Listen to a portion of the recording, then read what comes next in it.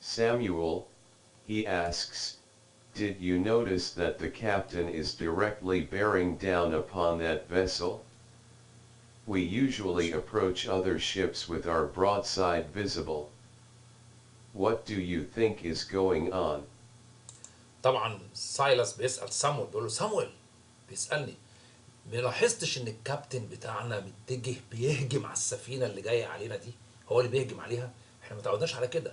ده طول عمره انه بيروح لهم بجنبه، بيخلي جنبه ليهم مش وشه ليهم. تفتكر هو ناوي على ايه بالظبط؟ What do you think is going on? I'll think it makes perfect sense. There is no way to hide our approach, but we can hide our guns.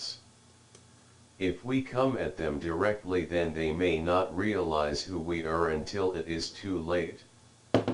We قال له انا متهيألي، ده بيرد بقى سامويل بيقول له ايه، انا متهيألي ده بيرفكت سنس، ده كده احساس تمام. there is no way، احنا مش لازم نخبي بقى اتجاهنا تاني، ما نخبيش نفسنا بعد كده بقى ونيتنا. but we can hide our guns، احنا نخبي بس المسدسات بتاعتنا، نروح ناحيتهم كده بامان بس مسدساتنا مستخبيه. if we come at them directly، نروح لهم على طول، then may not realize who are we are until it's too late. مش معقول نفضل مستخبيين منهم وبعدين نلاقي الوقت اتاخر علينا، لا نشوف القصه ايه الاول. فاحنا لازم احنا اللي نروح لهم عشان ما نتفاجئش. ده معناه ان نلغي عنصر المفاجاه في الموضوع. وضحت؟ we make a loop around a deck, keeping watchful eyes open. Suddenly, I'll spot Mr. Adams talking to the officer on duty at the ship's armory. Silas, I whisper. Do you see Mr. Adams over at the armory? I wonder what that is all about. I'm sure he is getting outfitted for the possible skirmish ahead. After all we have been through, Mr. Adams doesn't strike me as the type to hide in his cabin. طبعا احنا we make a loop around، لفيت انا وسايل ده معايا، سايلس صاحبي معايا على الديك بتاعها، وقعدنا نبص بعينينا المفتحه على، يعني بنراقب بحذر. ايه بقى suddenly لاحظت مستر ادمز بيكلم الاوفيسر الضابط الكبير اللي ماسك الورديه اون ديوتي، اللي هو ماسك الايه المراقبه، ماشي، اون ذا شيب ارموري بتاع السلاح. بيقول له ايه بقى؟ ديوتي ات ذا شيبس ارموري، بتاع السلاح، ضابط السلاح. بيقول له ايه؟ فراح سايلس بقى، اللي هو سامويل اللي هو بيحكي القصه بيقول لي سايلس ايه، بيوشوشه، ماشي. I don't see don't do you see Mr. Adams over the armory؟ الحق ده هناك عند اوضه السلاح. I wonder ازاي يروح في حته زي دي، ماشي.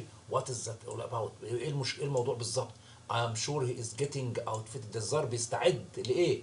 for the possible skirmish. واضح ان في معركه جايه، واضح ان في سكرمش، يعني مناوشه بسيطه زي بدايه معركه كده مع السفينه اللي قدامنا دي.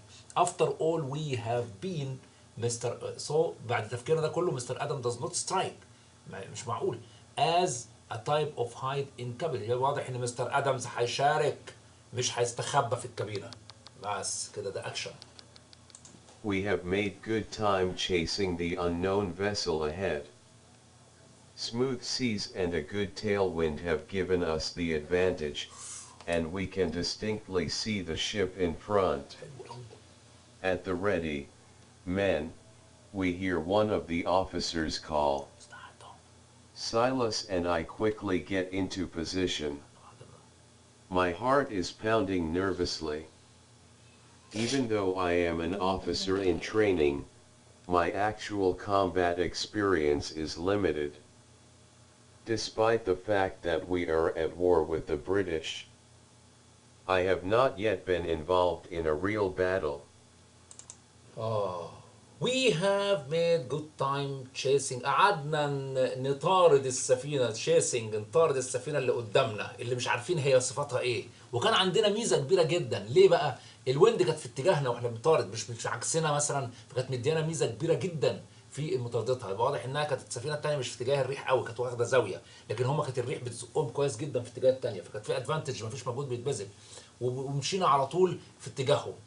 at ذا ريدي مان، واحد بينادي اهو، في صوت هنا دام في علامتين دول يبقى حد بيتكلم.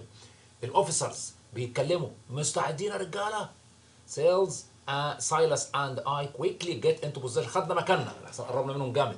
ماي هارت قعد قلبي يدق جامد ماشي. even though I am an officer in training، انا كاني ضابط في التدريب دلوقتي. my actual compact experience is limited، وخبرتي في الحرب مش قدهم، انا لسه صغير يعني. despite، وبالرغم من كده the fact that we are at war with Britain، احنا كاننا بنحارب بريطانيا دلوقتي، بنحارب سفينه بريطانيه. I have not yet been involved in real battle، عمري في حياتي بالرغم ان احنا كامريكا بنحارب انجلترا بريطانيا بقالنا كتير، بس اول مره في حياتي اخش في معركه ايه بجد ماشي، مش بهزار. We pull up within fighting distance. Suddenly, there is a wrenching sound in the air, and then I'll feel the ship shaking around me. Everyone jumps into action, and I hear Silas shout they fired on us. We pull up within fighting distance، احنا قربنا جدا بقى، والمسافه ضاقت جدا بيننا وبينهم في ان احنا هنضرب بعض فعلا. suddenly، وفعلا سمعنا there is a whirring sound، سمعنا صوت جامد جدا في الهواء، صوت طلقات مدفعيه جامد جدا. and then بعد الصوت الجامد ده ما سمعناه، السفينه اللي احنا راكبينها حصل لها ايه؟ shaking around me، قعدت تتهز بيا كده ماشي. خلاص بقى everyone jump into، كل واحد خد مكانه في الاكشن، خلاص بقى في ضرب نار بجد، اكشن بقى الموضوع ابتدى. and I hear Silas shout، وسايلس زميلي بقى اللي هو معايا قال لي ايه؟ they fired on us، ده بيضربوا علينا نار. For some reason, in the midst of the chaos, I look for Mr. Adams. At first, I can't see his distinctive countenance anywhere. And then I see him, standing proudly at the ship's helm, weapons drawn. Statesman or not, right now he is one of us, ready to fight as gallantly for his country as anyone else on board. I take heart and feel a surge of pride. I, too, am ready to fight for my freedom. يبقى for some reason، لسبب ما من الاسباب اللي لبعض الاسباب for the midst of the chaos ماشي، في وسط الهرجله اللي حصلت دي كلها بقى، لاحظت ان مستر ادم في البدايه كان باين عليه شجاعه شديده جدا في كل مكان، باينه جدا مميزه، دي معناها زي encouragement. اوكي. and then I see him standing proudly، وكمان واقف بفخر وبيسوق الهلم، الشيبس هيلم، هو اللي ماسك الدركسيون بتاع السفينه كانه بيقودها بالظبط، والسلاح اللي في ايده والاسلحه كمان. statesman or not، سواء بقى كان ستيتمان او لا، يعني رجل سياسه او لا، ماله ده؟ right now is one of us، ده كانه واحد مننا بالظبط، كانه جندي على السفينه زينا. ready to fight بشجاعه، as برضه دي معناها encouragement، بيحارب بشجاعه. جالنتي يعني معناها برضه بشجاعه. for his country، يا سلام، بيدافع عن البلد بتاعته. as anyone else on the board، ولا بقى مش بقى انا راجل سياسي اقعد في الكابينه تحت بقى واشرب شاي والناس قاعده فوق تخش معركه، انا هحارب زيهم. ده مستر ادمز ايه بيقول كده، بيعمل كده. I take heart and feel، انا بصراحه حسيت كده and feel sugar of pride، يا سلام، حسيت احساس جميل بالفخر ماشي. الراجل دوت I too I am ready to fight for my freedom، انا كمان مستعد احارب من اجل الحريه بتاعتي. ده مين بقى اللي بيتكلم تاني مره؟ سيمويل اللي هو اللي بيقول القصه.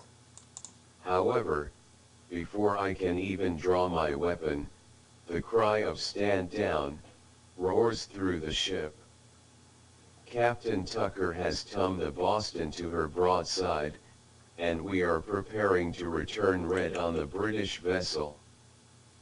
That simple decision changes the course of our encounter once the captain of the opposing ship sees our broadside and notes the amount of firepower we can easily access.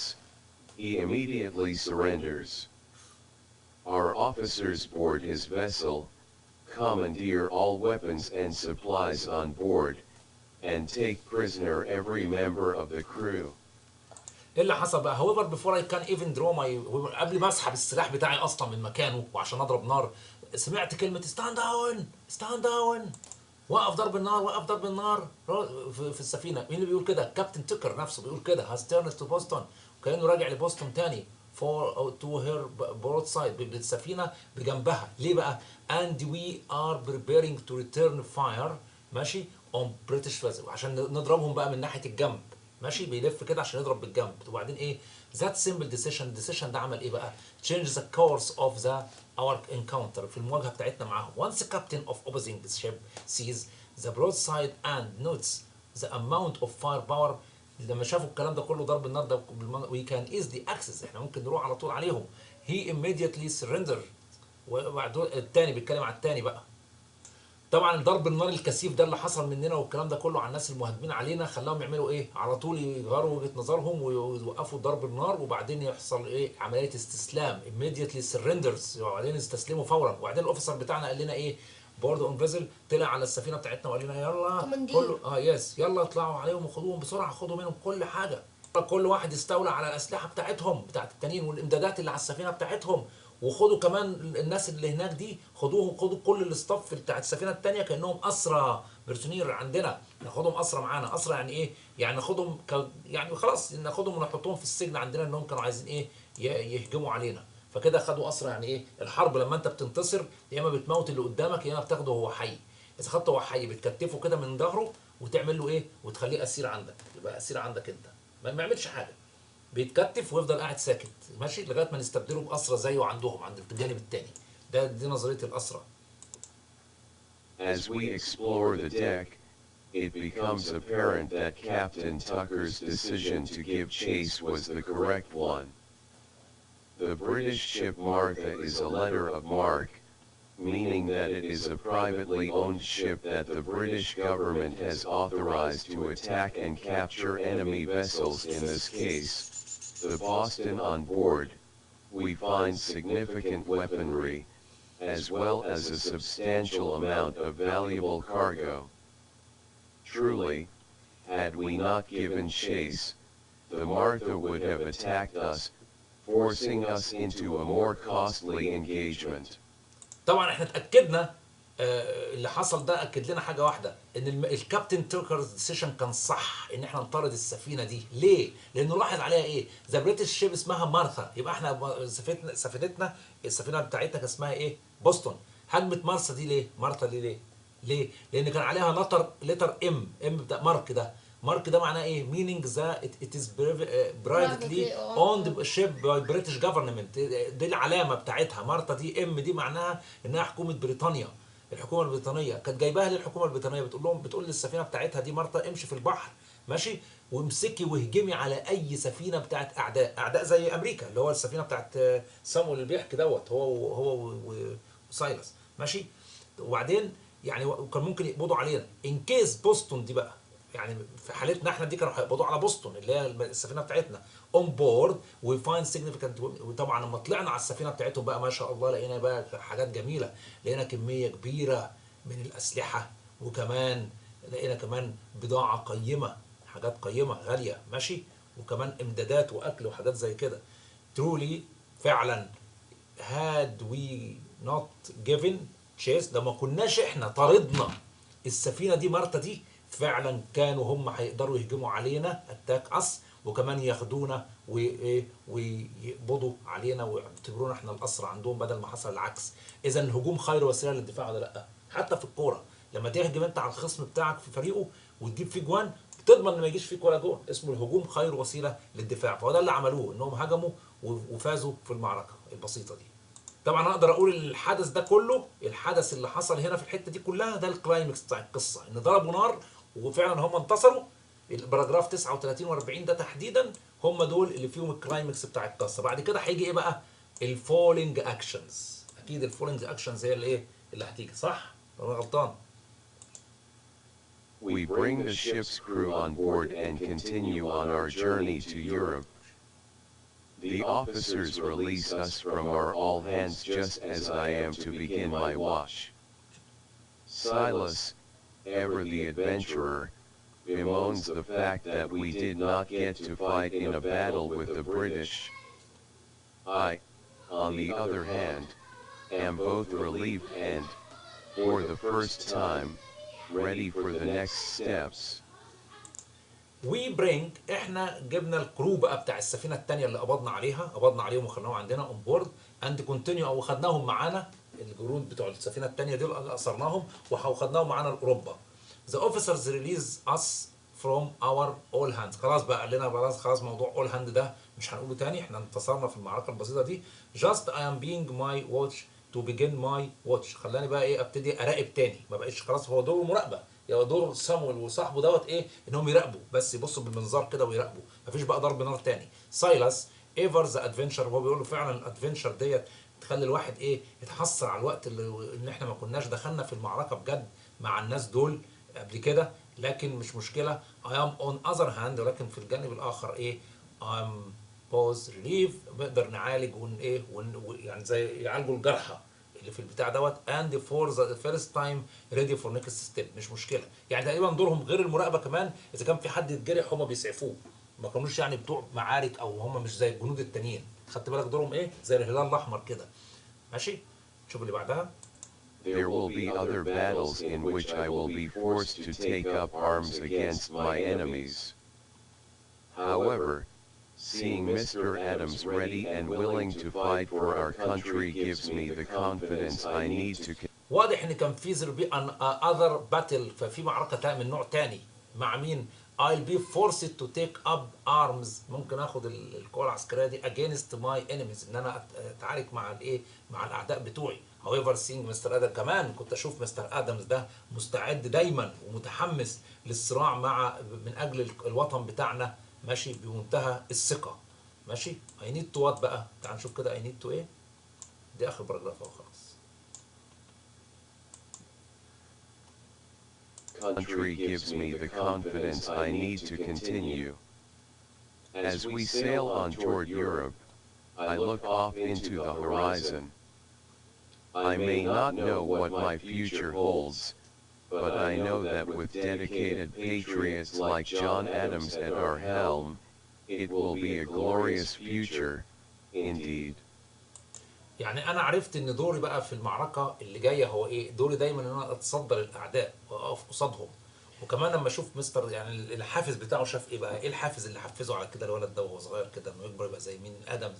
ان انا اشوف مستر ادمز ده مستعد جدا للحرب والقتال بثقه كامله. انا محتاج ايه بقى كمان؟ محتاج تكونتينيو في السكه دي، لازم استمر بالمنظر ده as we sail on toward يوروب، طول ما احنا رايحين اوروبا. بقيت مستعد، خد ثقه ولا لا؟ الموقف ده ايه اداله ثقه اكتر. I look off into horizon، بعد ابص في الطريق اللي هو الهورايزون ده في الافق الواسع، الواحد يبص كده لبعيد يتقال عليه هورايزون.